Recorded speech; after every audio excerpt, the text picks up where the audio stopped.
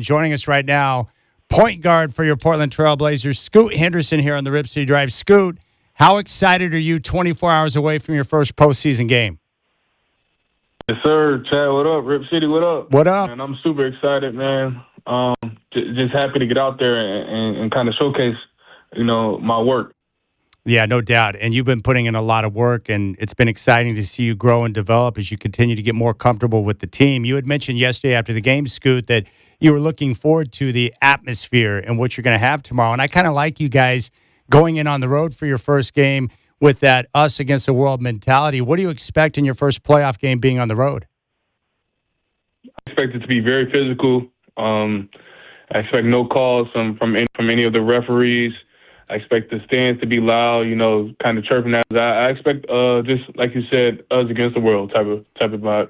Scoot, you've got some great teammates, and you got some great veteran leaders like Drew Holiday, Jeremy Grant, Damian Lillard. Is this a situation where you ask them maybe a couple of questions about playoff basketball with maybe the officiating or the physicality, or do you already know, or have you had those conversations?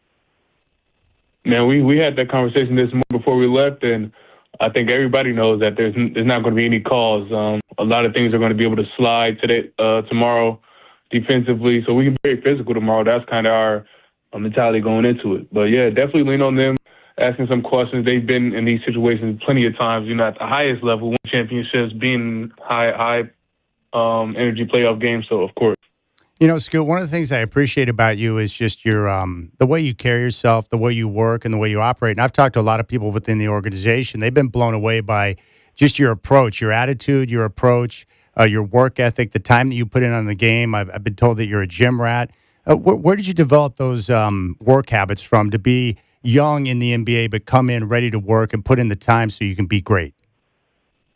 Definitely, man. I appreciate that. Honestly, it's just growing up, having my dad and my mom, and they always instilled in me that the mentality of, play hard or don't play hard or not too. So I've always been a gym rat. My dad, he's helped with that, just being home at Next Play 360, working out and things like that. So that's something that I've been having since I was a kid. I talked to Joe Cronin and a couple of others before the season began. I asked about you, and they said, man, they were really pleased with your off-season work and the time you put in during the summer, the attention to detail. They really thought you were ready to hit the ground running, and then all of a sudden you suffered the hamstring injury. What was your mindset when you got word that you were going to be out of action for several months? Man, it was devastating for sure, but honestly, I was on to the next level, on to the next thing right after that. Right after it happened, I just started smiling like, all right, well, this is what God has in plan, and I trusted him, and man, we're here now. So trusting him has done me nothing but good. Well, I was going to ask you about that because you had mentioned your faith yesterday where you said, hey, God doesn't make mistakes, and we're in the position exactly where we're supposed to be according to what he wants. And I'm wondering, did you take that approach with the injury where it's like, hey, the Lord doesn't make mistakes. The injury is unfortunate, but I'm here for a reason. And I'm wondering, with that type of approach, what did you learn maybe about yourself or about the game when you're rehabbing and get a chance to sit back and observe?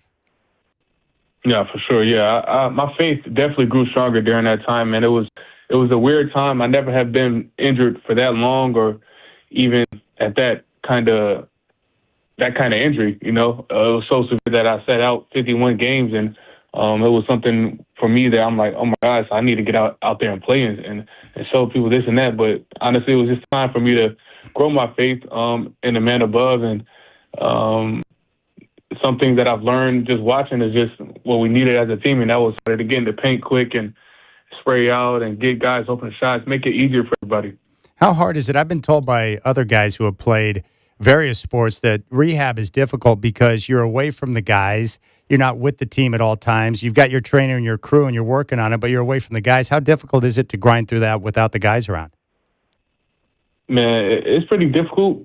Like I said, man, since I was young, I've been blessed with the mentality of just working hard, man, and getting to the next step. And it's not fun. I say that rehabbing every single day is not fun. I'd rather definitely be playing basketball with the guys, having fun out there on the court, showcasing our talents. But it's a stepping stone that you got to go through. So I wanted to ask you about the team. I think what I'm most proud of with this group this year is when I look at the season as a whole. You guys finished with a winning record. You're in the play-in, which is awesome. But I love the fact that this team went through so many different obstacles, the adversity with the head coach being gone after game number one, Tiago Splitter having to take over, and the guys suffering through significant injuries. So we had so many different guys going in and out of the lineup. We saw a couple of two-way guys in City Sissoko and Caleb Love step up and play meaningful minutes, and all these different contributions. So when you look back on the season, I think, man, there's a lot of success that goes around, a lot of credit to go around for the work that was put in. How do you view the season now that you take a look back? Yeah, man, I was just thinking about that the other day, just us fighting adversity, and we did a great job. Like you said, we had guys like City Sissoko and Caleb Love, man. They did amazing, tremendous job just stepping up and being ready for the opportunity. And, I got to give them the props right there. They prepared themselves for when the time came, and it came, and they prospered, tremendously. We were able to see things that, we might have not seen if the things that happened didn't. So, like I said, man, the man above does not make mistakes. Everything's done for a reason, and we were able to see a lot of people shine through that. Tiago just stepping up and taking that to the chin, like being a great leader. Being a great coach's player, being a great leader. So. Yeah, it's great. I was talking with Donovan a couple of weeks ago, and he was talking about Tiago Splitter. He said it's great to have a coach that played the same position as him because they kind of speak the same language. But it's got to be nice to have a guy like Tiago because he's not too far removed from the game. He played high-level basketball. He's won a championship. Like, I would imagine that when he speaks, like, you guys can relate to what he's saying because he's not too far removed from the NBA game. No, for sure. He was been coaching since he's stopped playing, so he's definitely one of us. I noticed yesterday, I was going to ask you about what area of your game you get more comfortable with. It looks like things are slowing down. There was a play yesterday where you got the ball on a pass. You could have drove into the paint and attacked the bigs, but you pulled it back out, waited, and then you went on the bounce and you created an and one opportunity. But I've noticed that your pull-up threes off the bounce, your catch and shoot. Like, it seems like you're getting more comfortable. Like, are you noticing one area of your game that you're feeling more comfortable with, or is it all just slowly starting to come together? Yeah, honestly, I feel like it's pretty much all slowly starting to come together with just, the minutes I'm playing and the guys that I'm playing with and being in a different situation than I've ever played. And that's kind of like off the ball, on the ball, in transition. I feel like I've been able to kind of prosper in certain areas like that I wouldn't have been if I wasn't to play with the guys that I'm in the kind of routine with. So yeah, no, I got it. To shoot threes, yeah. Yeah, it's good. We're talking with Scoot Henderson, Trailblazer point guard. I want to ask you about a couple of your teammates. First off, Deni Avdija, all-star. He, really took on the role when there were injuries to take over the primary facilitator role. He's shown toughness. He pushes the tempo. Like, what are your thoughts on the way he's played this year? Man, I love Deni's game, man. He's right at you. He's right at you. He does not shy away from contact, and if you're in his way, he's going to go through you. he's not going to go around you. He's going to go right through you. So that's something that I can respect about Deni, man.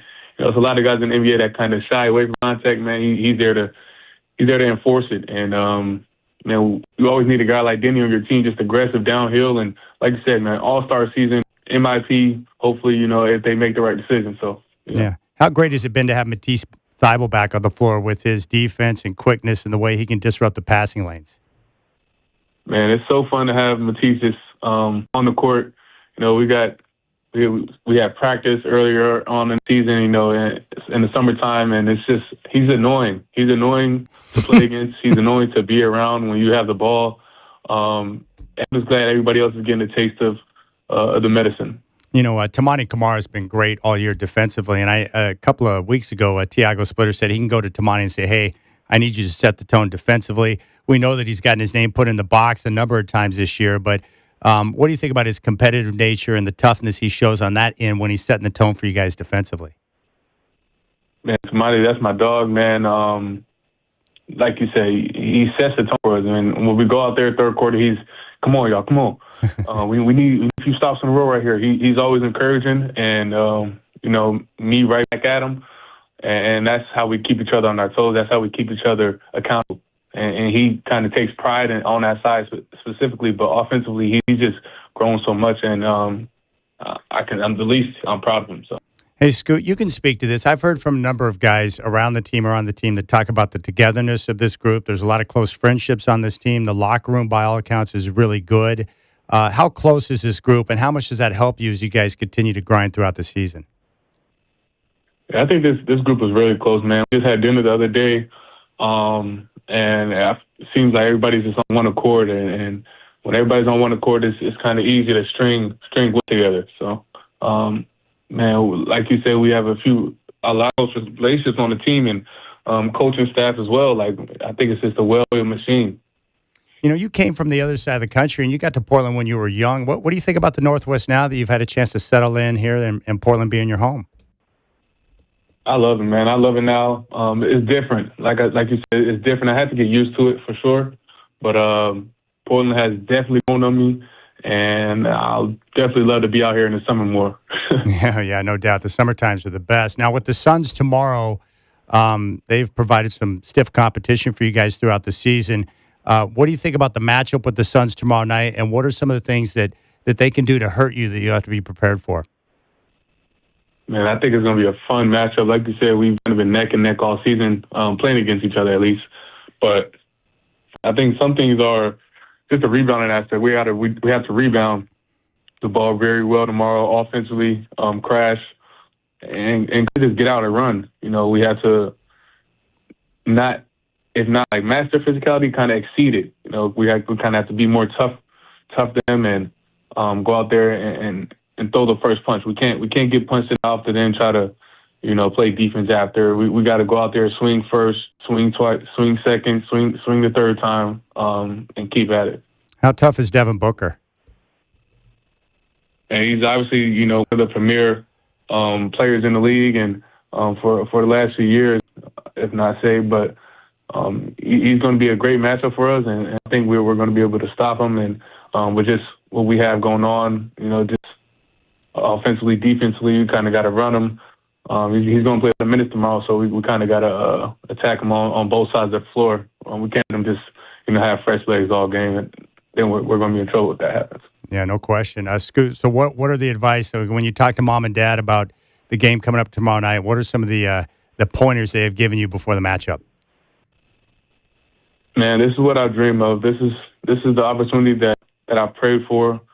This is the opportunity that we've all wished for, since I've been playing football in my backyard, playing against my brother, him tackling me really hard, and me and my little sister playing basketball together. This is the moments, like right here and so forth, that we kind of look forward to. And I'm so blessed to just be in this position with my team and my family to just have my back on it. But I know the work that I put in, and my mom's always going to say, play hard or don't play, but my dad's going to say, go out there and kill him, and have fun doing it. So, are you going to be able to sleep tonight? Are you going to be too keyed up? Or are you going to be? Are you one that can sleep before a big game? I'm one that sleep before a big game. I like to. I got to get my rest. If not, I'm gonna be in trouble. So yeah, I definitely probably get some Z's in. Well, I'll tell you what, Scoot, nothing but respect for you, my friend. I appreciate your time on the show and sharing your thoughts before the big matchup tomorrow night. I can tell you this, Scoot, Rip City is behind you, and they want to see you go out there and thrive with your teammates tomorrow night. Let's get the win and move on to San Antonio. Yes, sir. I appreciate you, Chad. Yes, sir. Shout out to City. Yeah, you got it. Thanks, Scoot. There's Scoot Henderson, point guard for the Portland Trailblazers. You got it, buddy. How about that? Big thanks to Rasan Gathers of the Trailblazers and Scoot Henderson for spending some time here on the Rip City Drive.